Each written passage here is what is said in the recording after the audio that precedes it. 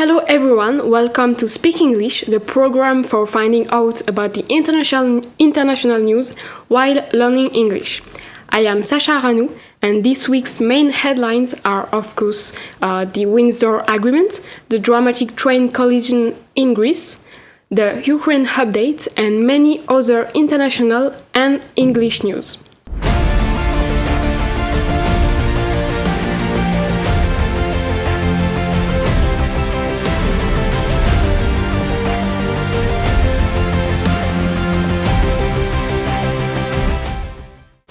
In Ireland, 2 years after the UK left the European Union, London and Brussels have agreed to end their differences over post-Brexit goods controls in Northern Ireland.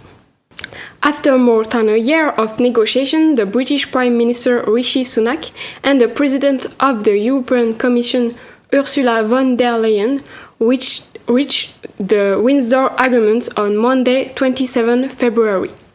This agreement aimed to significantly reduce the custom controls needed on goods coming from Great Britain to Northern Ireland. If approved by the British Parliament, it should also reduce the application of UA regulation in the British province. In Greece, at least 57 people died and 85 were injured on the evening of Tuesday, 28 February, in a collision between a freight train and a passenger train linking Athens and Thessaloniki. This horrible accident would have been avoided if the safety system were working. Thousands of Greeks have taken to the streets for protest as anger mounts over the loss of lives, as almost all were students. In Nigeria now, Bola Tinubu, the candidate of Nigeria's ruling party, was declared the winner of the presidential election on Wednesday, 1st March. According to the Electoral Commission, the All Progressive Congress candidate received more than 8.8 million votes in the first round, winning one of the most competitive elections in the country's democratic history. Now in Italy.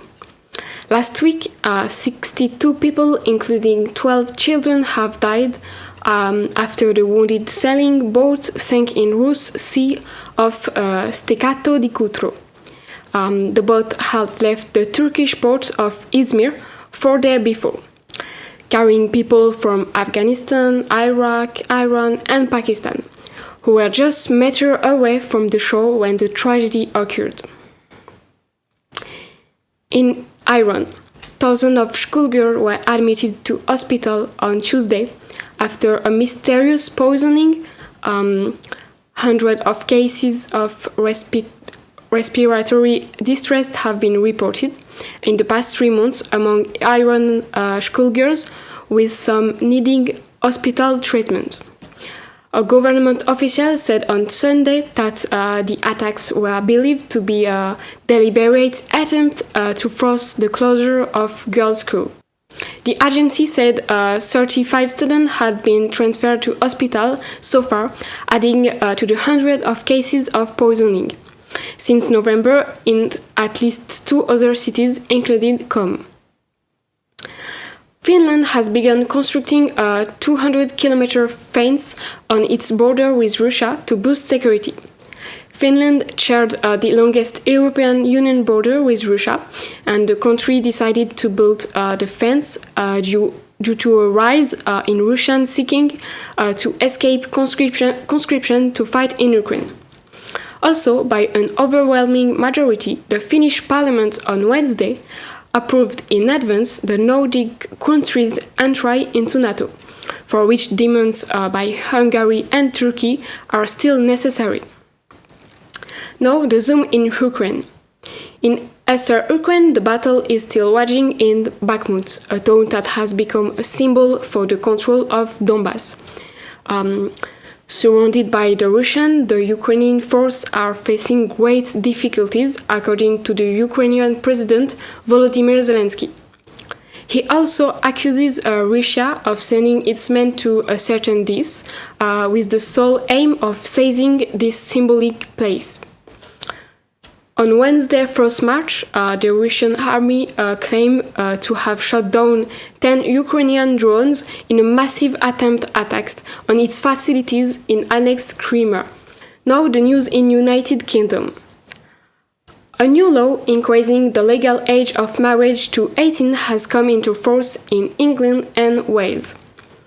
Previously, people could get married at 16 or 17 if they had parental consent. The government said the change will help protect vulnerable children from being forced into marriage. Those found guilty of the offence face up 7 years in prison. However, the changes do not apply in Scotland and Northern Ireland, where the minimum age for marriage will remain 16. The first female Speaker of the House of Commons, Betty Butchford, has died aged 93. She served as Speaker from 1992 to 2000, before going on to become a Baroness in the House of Lords from 2021.